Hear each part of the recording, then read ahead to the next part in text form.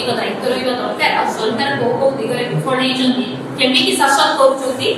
नगेंद्र प्रधान sir briefly अपन को से जिंस कहते एबे प्रश्न उठुची 2 वर्षर पूर्ति पालन करिया को जाउछंती ए सरकार ए जून पागरे जोटा कहउतले ऑलरेडी तांकर 2 वर्ष पूर्ण हो आ सेति पई आमे देखिलो विभिन्न विभागीय मुख्य मान को अनेक बड़बड़िया ऑफिसर को देकी मुख्यमंत्री रील्स बने की छाड़तले सोशल मीडिया सेति पई आमे कहू रील्स रो सरकार बनी सेति जणा पडला जे को डिपार्टमेंट कोन उपलब्धि करछथि तासी जानिया को चाहउछथि मुख्यमंत्री के पाखरे आके से डाटा भी नाही सरकार प्रकृତରେ ए 2 वर्ष रे को उपलब्धि पालन करिया को जाउछथि नारी निर्यातन रे जो एससीआरबी रे प्रथम स्थान अधिकार करिसथि सेतिर उपलब्धि पालन करिया को जाउछथि ना विभिन्न अत्याचार रे विभिन्न हिंसा रे ओडिसा जो नंबर 1 ना करछि ता ऊपर उपलब्धि हासिल करिया को जाउछथि ना कृषक मान को जो न्याय करि पारनाते सारा पाई लाइन छेड़ा करूछथि धान टोकन धान बिकिन पाई कृषक आत्महत्या करूछि मरि जाउछि ता ऊपर करिसथि उपलब्धि ना साधारण लोक वर्तमान निर्यातन रे करूछथि से उपलब्धि पूर्ति पालन करिया को जाउछथि सरकार निजे रखतो को उपलब्धि से करि पारले ए 2 वर्ष भितरे सरकार लोक को कोन न्याय देले आपण कस्टोडियन टर्चर कथा जेटा आज मुख्य आपण कहू जो जिंस हेछि बारंबार आरंभ करिवे आगे आपण माने समस्त जानि साथिबे आज कली हमको किछि प्रिपेयर करिया पड़ुनी ऑटोमेटिकली मोहर अदरबळ माने स्टॉपर स्पीच जेमति दिया जाय से कोले बाहर होछि बारंबार घटना रे पुलिस एना माने रहस्य पेडिंग करूछि आपण माने छुआ बेले गोटे गप पढुतले समुद्र भितरे को मोहर थिबो फौरवा भितरे सुपुणी आउ खाली के सेतिर कोड बाहर फेर खाली के से पक्षी पेट भितरे थिबो सेते गोटे कहानी अछि बारंबार कहानी मतलब सरकारकर सही रहस्य कहानी के बनानी ला ऋषिकेश खिलाड़ी जे कटक डीसीपी महोदय आसीकी कहले भारतरे पड़ोसी निर्यातना एई नाही से ऋषिकेश खिलाड़ी ता ऋषिकेश खिलाड़ी सेटा हम प्रश्न पूछ जानिबा को चाहू आज्ञा जदी भारतरे किछि हेइ नथिला थाना अधिकारी को आपण हे कले ट्रांसफर कले से कोन थिला काई बिना दसरे काई करता ट्रांसफर कले घटना कोन थिला एबे पुनी रिपोर्ट ट्विस्ट जोटा कोइ रहस्य पुरे रहस्य ना से पिला कोडे 23 तारिख दिन गाड़ी रो पड़ी जाई के आव थिला बाप माने आपण 22 तारिख तक कोन उठे आनिले थाना रे रखिले 23 तारिख बाइक रे का सहित से जाउतला कि बाइक रे का सहित जाउतला पड़िला आ आपण माने इने उद्धार करी हॉस्पिटल आइले ये केमिति आजकल पुलिस को तो संगे संग लोक को पाखो को पहुंची जाउची तापर पुनी ट्विस्ट करदेला सेठी पाखरे थिला आज्ञा एससीबी मेडिकल सेठी पाखरे थिला सब अल्टीमेट जो सेकंड हॉस्पिटल अछि बा आपनकर 12 सीएचसी भी सही जगह रे थिला पाखो को न नै कि मेडेक्स भलिया ओके छोटो प्राइवेट हॉस्पिटल को आपण कहा सरकारी नै कि जाइथिले तालुकर मध्ये पुलिस रखिबा दरकार ए पर्यंत 12 केस रे गोटे मध्य एलिगेशन हे पारिला कि जो जगह रे पुलिस हाजत रे पिटी हत्या करे बाहर नै कि हत्या करे सेही जगह रे पुलिस कोन क्रिमिनल पुणे कि पुलिस बत्तीटा पेटी देला बोली ताको सुरक्षा जगेबार ठिका ए सरकार नै चथि कि सरकार को सेटा प्रश्न एई कि दिन तळे आमे देखिथिलो आपण एटा देखतो पुलिस माडे युवक प्रति जोटा आसुची आपनकर कवि सूर्य नगर रो घटना ये आहुरी भयंकर 12 केस रे पुलिस सिखिला नाही सौम्य केस रे पुलिस सिखिला नाही कवि सूर्य नगर रो सुबळे गां रे सुशांत साहू आज्ञा बिल्डर मजूरिया लेबर काम करे 400-500 टका नेकी करतु जाय कोन चालिला से कि पत्थर खदान कारण थिला सेटा आमे जति जानि जो पंजाब रे प्रभावशाली विधायक छथि जे निज नारे रास्ता तैयारी करथि निज नारे फळक करथि ना देबा को चाहूनी जे बहुत प्राथमिक स्तर रे अछि तकनो से विधायक महोदय प्ररोचना रे गोटे निरीह लोक को आपण थाना को उठेकी नहीं आसिले आ खाली थाना को आनिले ताको प्ररोचना रे ताको एमिति माडो मारिले शेषरे दिव्यांग से थिला ताको आपण पिटी मारी देले चित्र मध्ये आमे देखिजु ताकर आठु पूरा कड़ा पड़ी जाईची प्रत्येक शरीर रे दाग रहिछ प्रत्येक जगह ताको मानिबा को मध्ये सरकार राजी हेलेनी पूर्ण चाप पड़िला ता परे कोडला ना किछि जण को निलंबित करा हला का को ट्रांसफर करा हला नगेंद्र भाई से कथा कहूते मध्ये जो आईपीएस थिले सेठी ट्रेनी आईपीएस इट इज मिश्र ताको बदली करा हला गंजा मुख्यालय जणे आईपीएस थाई कि थाना हाजत में मुक्ति होची ता बड़ी लज्जा कर कथा कोन सौम्य घटना रे जणे आईपीएस एडीजी सीनियर एडीजी कर नाम उठिला ताको घर लोक माने काम करूथिले ताको भी देखा गला सब प्रमाण थिला कि से एडीजी महोदय ଜେରାର ସମ୍ମୁଖୀନ କରିବାକୁ କାହିଁକି ଟଙ୍କା ନଗଲା ପୋଲିସ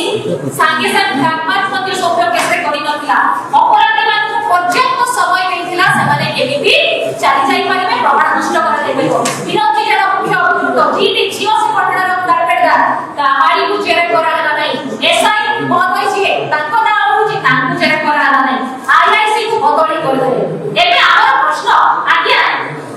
এই সরকার দণ্ড মানে কোন বদল দ্যাট মুখ্যালয় মানুষ দণ্ড মানে কোন সসপেনশন কিছু দিন পরে রিইনস্টেট হয়ে যাবে তাহলে এই সরকার যে কହୁଛନ୍ତି আমি লোকଙ୍କ সরকার সুশাসন পাই আমি আসিଥିଲୁ তার অর্থ কোন সরকার থেকে বাহারକୁ আসিকে প্রেস কনফারেন্স করি যদি আমাকে বুঝাই দিওতে সেটা মধ্যে আমরা সেখানে বুঝি যাবি কটক ডিসিপি মিছ কହୁଛନ୍ତି ভুবনেশ্বর কমিশনার সৌম্য কেসরে ডাহা মিছ কথা কইলে যে পুলিশ সেখানে উপস্থিত হি নথিলা বারবার পুলিশ কହୁଛି কোনসি ঘটনারে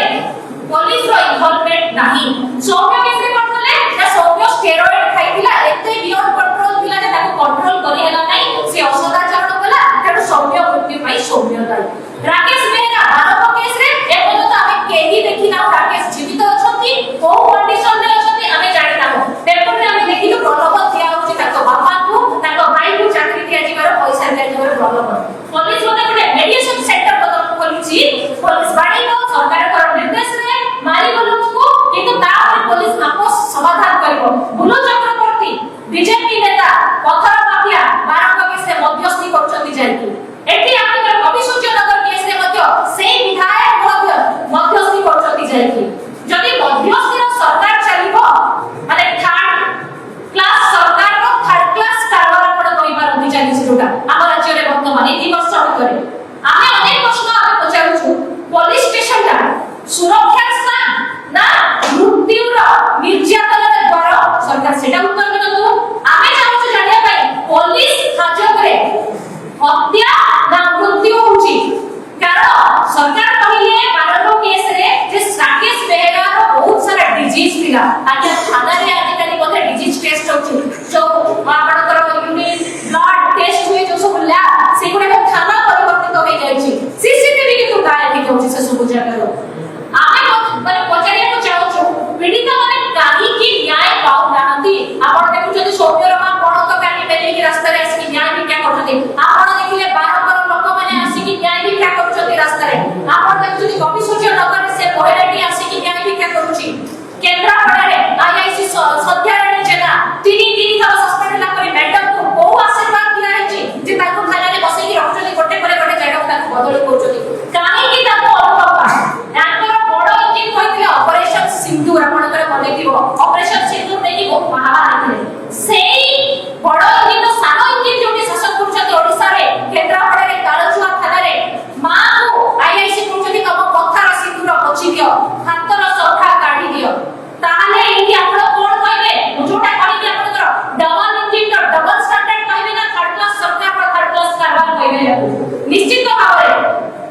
ଆମେ ଦାବି କରୁଛୁ ଆପଣ ଯେତିକି କଷ୍ଟଡିଆଲ ଡେଥ୍ ହେଇଛି ସେଥିରେ ପୋଲିସକୁ ସୁରକ୍ଷା ଦେବା ଅପେକ୍ଷା ଆପଣ ତାର ନ୍ୟାୟିକ ତଦନ୍ତ କରନ୍ତୁ ଯଦି ଦମ ଅଛି ଆପଣଙ୍କର କାରଣ ଆପଣ ଏଡିଜି ଦୟାଲ ଗଙ୍ଗୱାରଙ୍କ ଉପରେ ଆପଣ ଆକ୍ସନ ନେବାକୁ ଡରିଲେ ଆପଣ ବାରମ୍ବାରେ ବିଜେପି ନେତାଙ୍କୁ ସୁରକ୍ଷା ଦେବା ପାଇଁ ଯାଇକି ସାଧାରଣ ଲୋକଙ୍କୁ ମାଡ଼ କହିଲେ ଆପଣ କେନ୍ଦ୍ରାପଡ଼ାରେ ସେ ମାଙ୍କୁ ମାଡ଼ କହିଲେ ସେ ବି ନେତାଙ୍କ ପ୍ରବଚନା ଆଉ ଏଠି କବିସୂର୍ଯ୍ୟ ନଗର ତାକେ ଟପି ଗଲା ସବୁ ସୀମାରେଖା ଟପି ଗଲା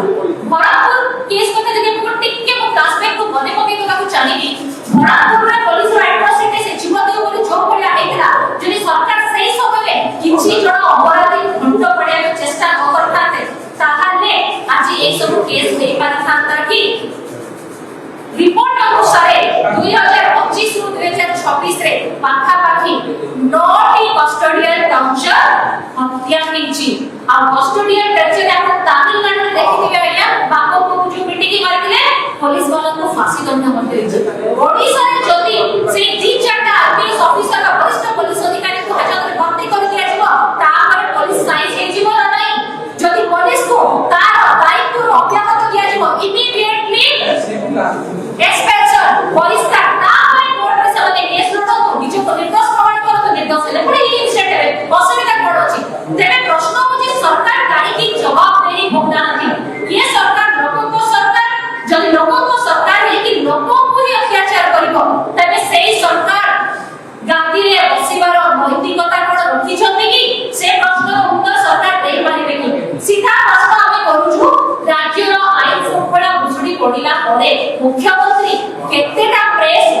କରିଛନ୍ତି